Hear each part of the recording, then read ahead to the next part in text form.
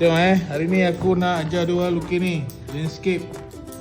Gambar background langit malam dengan bola dengan pokok. Kita tengok yang first punya. Ini pokok jadi langit, okey, bulan. Tapi ni banyak tak hidung. Nampak ni? Ni banyak tak hidung ni.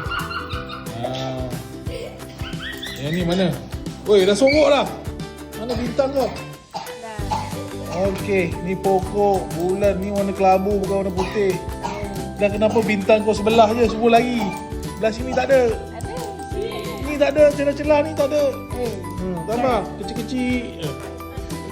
Tengok tepi. Ni pokok dia.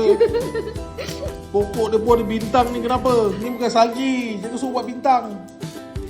Ni apa ni?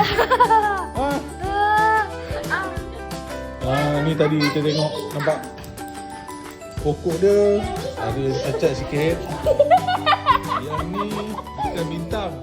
Ni panau besar ni, besar panau. Yang ni bukan kelam melukis, ni kelam muzik. Keting. Tak ada pun, ketuk dah banyak kali. Tak keluar kala pun.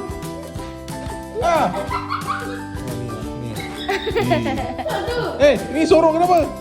Nak tengok bayar 100. Oi, bayar 100 lah. Ni pokok dia. Pokok dia lain-lain jenis. Ni warna kelabu ke warna putih? Habis tu warna putih dia. Tengok habis dia pakai. La ilaha illallah. Itulah dia. Jadi inilah kelas kita ini. Serabut.